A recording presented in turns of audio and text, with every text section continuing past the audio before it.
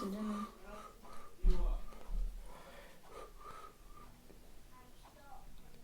Don't judge me because I can't whistle.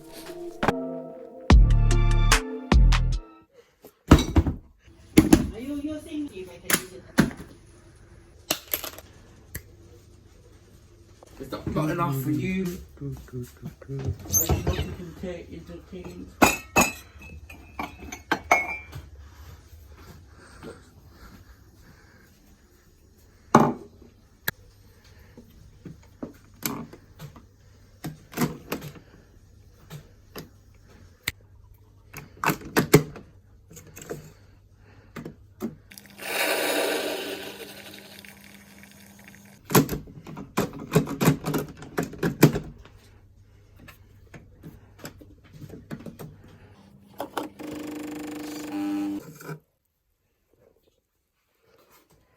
Steady arm, steady arm, steady arm, steady arm.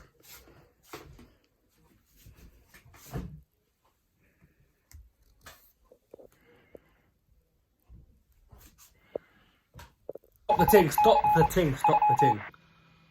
We interrupt this vlog for a very important message. 75.9% of you that are watching are not subscribed. So press that subscribe button, my guy. Come on now. You won't regret it. I promise you, you won't regret it. Like, seeing me go through this journey. Like, seeing a regular, normal ass Joe going through this journey, you won't regret it. I promise you. Anyways, back to you, John.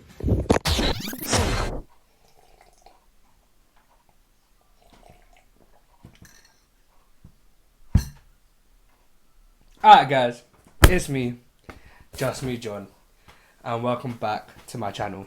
And I hope you guys are feeling blessed. I hope you guys are doing okay, because I know I'm feeling blessed. I know I'm feeling good, and that is important. You have to make sure that you are feeling good and you are feeling motivated to be better. And today I'm going to talk about and review my diet that I did last week, which was calorie deficit. I'm not going to go too scientifically deep into it, so you don't have to worry about me mentioning things like triglycerides, things like amino acids, things like blah blah blah blah blah blah blah blah blah blah. I'm simply just going to explain it in simple terms and just tell you guys how it was for me. So a calorie deficit in my eyes is a very aggressive diet, and it depends on how many calories you choose to take out or take away from your diet. The keyword there is depending. So if one person wanted to take away 1,000 calories from their normal intake, and one person wanted to take 200, the person that's taking away the person that's taking away 1,000 calories is obviously going to lose more weight than the other in a shorter amount of time. If I wanted to explain this diet in less complicated terms, according to veryfitworld.com, if your body doesn't get the calories that it needs to function normally, your body can then use the fat as a source of energy, which then would mean that you would then lose weight. So more energy you burn, more fat is used, more weight you lose. That right, jeez. Stop it.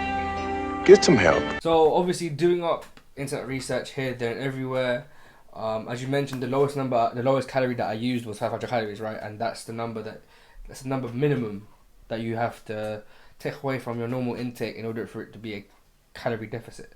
Like if you're just taking away 200 calories, taking away 400 calories, that wouldn't be called a deficit.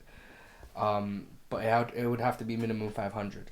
So an example of this is obviously, as I've said before, I've done calorie deficit before, hence why my opinion on it is very biased, because it worked very well for me, and I like it a lot. Because yes, I can eat not whatever I want, but eat in moderation, but I also exercise more. And last year I used to exercise a lot more so I can eat a lot more, which again doesn't make sense, but this year it was a lot different. I've stuck to 1,610 and not even counting the exercise. But back to what we were meant to be talking about. The difference between this year and last year is that it's 260 calories. And I know that, 260 calories, it isn't a lot. It isn't this, it isn't that. It's just 260 calories. It ain't that deep. Because last year I did 1,870. This year I'm doing 1,610. And 250 calories is a lot, and what you can eat that's 250 calories or less. I couldn't find any food that's 260 calories, hence why I haven't. I can't mention 260 calories, and I'm not about to break down foods and what it can make for it to be 260 calories. But the foods that you can eat that are 260 calories are, or 250, sorry. Disclaimer, half of these measurements were found on websites such as Guardian and HuffPost, and half of these measurements aren't even 260 calories. 18 Pringles, 1 Subway double chocolate chip cookie, 2/3 of a cheeseburger, 90% of a large Coke, 1 glazed donut with 1 bite already taken off of it, and half a sesame seed bagel. That was basically the difference between this year and last year, was or 1 Subway double chocolate chip cookie, 1 glazed donut with a bite taken off of it. That was basically the difference in that. And well, this year was a lot different. So during this diet, and I'm excluding the first day primarily because it's different. That day was sticky, like damn. But I felt good, like surprisingly very good, and surprisingly good to the point where when I would work out, I would be working out. I'll be doing upright rows, shoulder presses, all that kind of stuff. And then I'd be like, I'm like, yeah. And start banging my chest and doing this to my arm like I'm actually dench, even though I'm not. Like, that's how good I felt. And there's nothing wrong with feeling like that, because that's the whole point. Like, you have to feel good about yourself. You have to be happy within yourself. And there's a lot of things that obviously could be improved, but right now, little improvements are the best. So this is what I looked like before, and this is what I look like now. And as you can see, there isn't that much difference that looks wise, but looking on the scale, Saturday beforehand I was 106. The Wednesday night, finishing the diet, I was 98.5. Technically speaking, I may have lost 10 kg. I'm not too sure. Maybe not. But improvements are improvements, and I was really about to say a kind of a phrase, but I realised that it was trademarked and I can't really say it, so let me say it like this. The process is a process, and you just have to trust it. Yeah, and now comparing it to the first day. So comparing it to the first day, it was sticky. I had 2 hours of sleep, and that was basically it, and my fatigue levels were just low.